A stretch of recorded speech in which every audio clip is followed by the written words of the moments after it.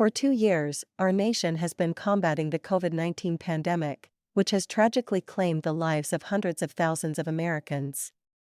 Families across eastern North Carolina have adapted their daily routines to combat this public health crisis, which has overwhelmingly targeted seniors and those with pre-existing conditions and comorbidities.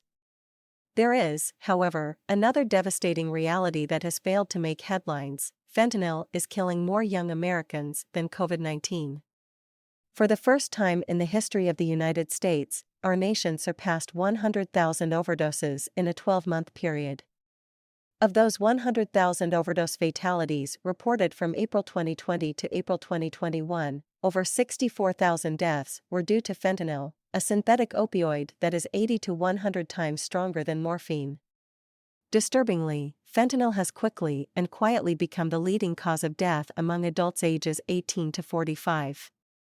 Between April 2020 to April 2021, fentanyl claimed 40,010 lives, resulting in almost twice as many deaths in the 18 to 45 age range as COVID-19, 21,335, cancer, 17,114, car accidents, 22,442, and suicide, 21,678, respectively. The vast majority of fentanyl is manufactured in China and enters the United States via the southwest border.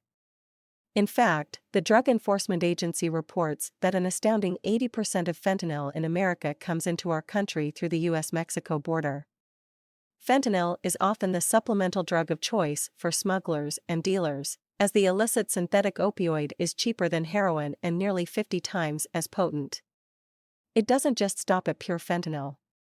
As the National Institute on Drug Abuse reported that last year, in 75% of cocaine deaths and 50% of methamphetamine deaths, the drugs were mixed with fentanyl. There is no doubt that the compounding border crisis is exacerbating the illicit fentanyl stream into America. In 2021 alone, border officials encountered nearly 2 million illegal immigrants, seizing 11,201 pounds of fentanyl, a 134% increase from fiscal year 2020, and a 400% increase since fiscal year 2018. Border Patrol officers have reported that while fentanyl seizures are up, the price of fentanyl on the street has dropped 50%, indicating a serious influx in supply. While our U.S. Customs and Border Protection agents are demonstrating a Herculean effort to intercept deadly drugs, it is clear that more needs to be done. The flood of fentanyl into America via our southern border has turned every community into a border community, and the consequences are close to home. In December, a Lenoir County man was arrested with 3,500 fentanyl pills in his possession. Just 2 weeks ago, a Washington, North Carolina, man was sentenced to 20 years in prison for using the dark web to distribute counterfeit drugs that contained fentanyl. At the time of his arrest, he was found with over 1,500 fentanyl-laced pills.